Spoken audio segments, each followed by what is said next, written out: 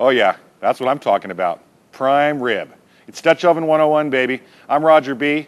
I've heard your questions and comments. You want some more in-depth cooking in the Dutch oven, and that's exactly what we're going to show you today. Now, I know what you're saying, Roger, that's a $50 cut of meat. I understand that. So have your butcher cut it in half, not lengthwise, in half.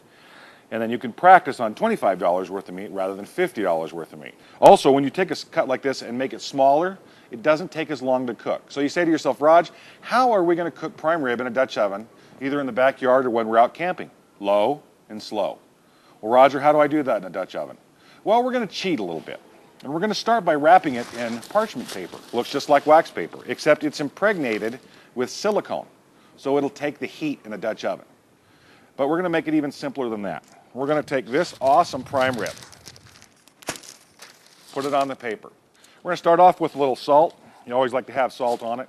Don't be afraid to use a little bit of salt on your dishes. It is not a sin. When I do prime rib, I use a lot of pepper. When I say a lot of pepper, I mean a lot of coarsely ground pepper.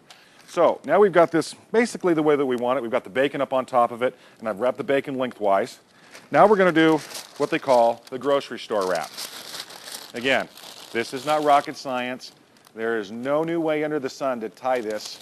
Tie it just like you're tying a package or a roast. Wrap string around it, and then we're going to tie it in place, tie it again.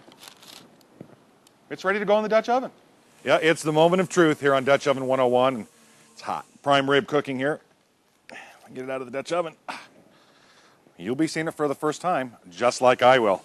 Let's cut that bad boy open and see what it looks like. Oh, man.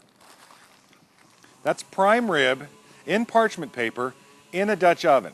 A couple of things to keep in mind here. You can do this at home. I cooked this for about 3.5 to 4 hours at 200 degrees, 250. Again, it's not an exact science. If you're using coals, use about half to 3/4 of the coals. Remember, it's going to take about 3 to 4 hours, and you're going to need to change the coals out about every hour and a half.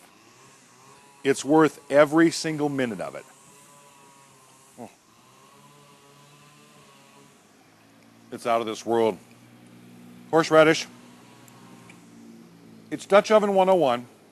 Don't be scared to try the new stuff, the cool stuff. Don't be afraid to take it to the next level. I'm Roger B.